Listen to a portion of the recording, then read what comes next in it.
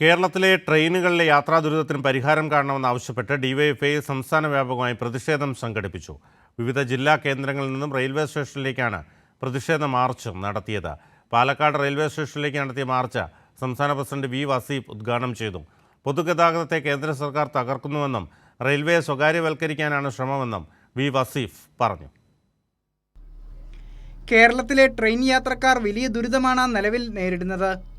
ട്രെയിനുകൾ വൈകിയോടുന്നതും യാത്രക്കാരുടെ വർധനവനുസരിച്ച് കോച്ചുകൾ ഇല്ലാത്തതിൻ്റെയും നിലവിലുള്ള കോച്ചുകൾ വെട്ടിച്ചുരുക്കിയതിൻ്റെയും സാഹചര്യത്തിലാണ് യാത്രക്കാർ ദുരിതയാത്ര നയിക്കേണ്ടി വരുന്നത്.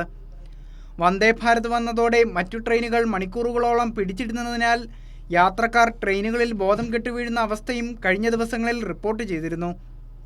ഈ സാഹചര്യങ്ങൾ ചൂണ്ടിക്കാണിച്ചാണ് സംസ്ഥാന വ്യാപകമായി ഡിവൈഎഫ്ഐ പ്രതിഷേധ മാർച്ച് സംഘടിപ്പിച്ചത്. വിവിധ ജില്ലാ കേന്ദ്രങ്ങളിൽ നിന്നും റെയിൽവേ സ്റ്റേഷനിലേക്കായിരുന്നു പ്രവർത്തകരുടെ മാർച്ച്.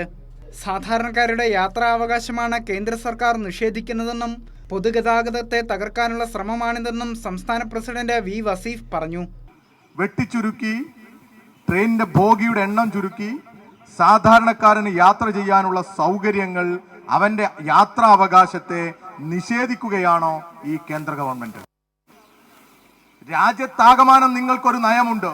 അത് ഈ പൊതുഗതാഗത സംവിധാനത്തെ തകർക്കുക എന്നുള്ള നയമാണ്. എല്ലാം അദാനിമാർക്ക് കൊടുക്കുന്ന, അംബാനിമാർക്ക് കൊടുക്കുന്ന, ടാറ്റമാർക്ക് കൊടുക്കുന്ന ഒരു നയം നിങ്ങൾക്കുണ്ട്.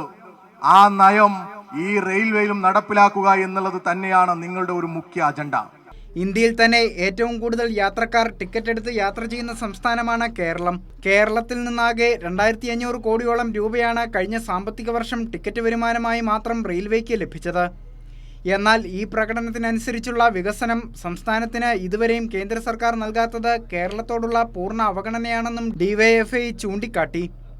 വിവിധ ബ്യൂറോകൾക്കൊപ്പം കൈരളി ന്യൂസ്, തിരുവനന്തപുരം.